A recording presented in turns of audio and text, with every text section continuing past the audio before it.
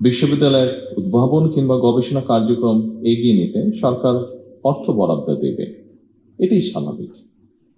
তবে আমি যতটুকু জানি, ব্রিটেন সহ বিশ্বের অনেক দেশই যারা বিশ্ববিদ্যালয় অ্যালামনাই, তাদের অনেকেই কিন্তু বিশ্ববিদ্যালয়ের গবেষণা এবং উদ্ভাবন কার্যক্রমকে এগিয়ে নিতে সাধারণত পৃষ্ঠপোষকতা করে থাকেন।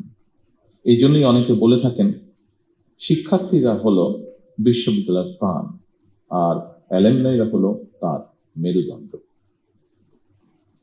ঢাকা বিশ্ববিদ্যালয় সহ দেশের বিভিন্ন বিশ্ববিদ্যালয়ের শিক্ষার্থী বর্তমানে যারা দেশে বিদেশে জ্ঞানে বিজ্ঞানে অর্থবিত্তে প্রতিষ্ঠিত, সেই সব অ্যালামনাইদেরকে বিশ্ববিদ্যালয়গুলোতে শিক্ষা ও গবেষণা উন্নয়নে সম্পৃক্ত করার উদ্যোগ নেওয়ার জন্য আমি উপস্থিত শিক্ষাবিদদের প্রতি বিনীত আহ্বান জানাই।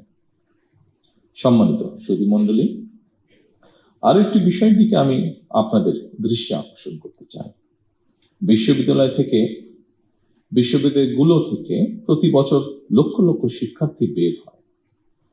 উচ্চশিক্ষা নিয়েও অনেকে বেকার থাকেন, অর্থাৎ বেকারত্বের সংখ্যা আমরা যদি একটু দেখি, উচ্চশিক্ষিতদের মধ্যেই মনে হয় বেশি। এর কারণ সম্পর্কে নানা মতামত রয়েছে, তবে মনে হয় একটি ব্যাপারে কম বেশি সকলেই একমত।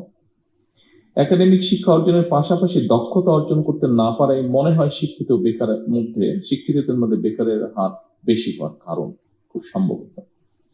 এবং সেজন্যই বর্তমান সরকার মনে করে প্রাথমিক সিলেবাস থেকে শুরু করে উচ্চতর পর্যায় পর্যন্ত আমাদের শিক্ষা কারিকুলামগুলো একটু নতুন ভাবে সাজানো বোধহয় এখন সময়ের দাবি।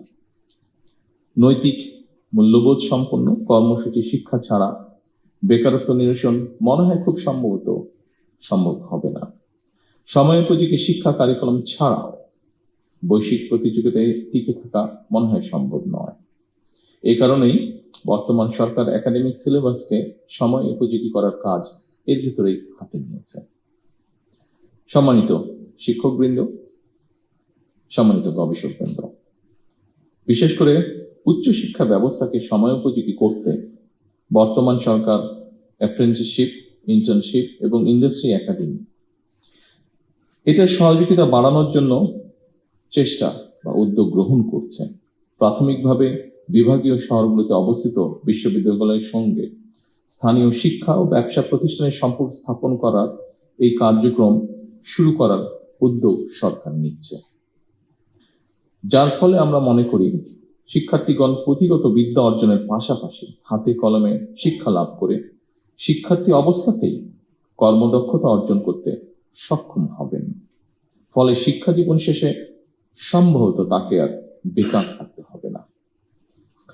কলেজ এবং বিশ্ববিদ্যালয়ে ইনোভেটিভ বিজনেস আইডিয়া বাণিজ্যিকরণ করতে প্রতিযোগিতামূলক প্রক্রিয়ায় সিড ফান্ডিং বা ইনোভেশন গ্রান্ট প্রদান, এটারও আমরা উদ্যোগ নিচ্ছি এবং এর উদ্দেশ্য ক্যাম্পাস থেকেই ব্যবসায়িক উদ্যোক্তা তৈরি করা।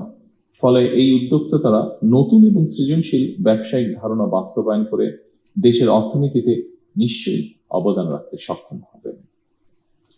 শিক্ষার্থী থাকা অবস্থায় কর্মদক্ষতা অর্জনের ফলে এমনও হতে পারে একজন শিক্ষার্থী চাকরির জন্য অপেক্ষা না করে নিজেই একজন উদ্যোক্তা হিসাবে বরং আরো কয়েকজনের কর্মসংস্থানের ব্যবস্থা করতে সক্ষম হবে।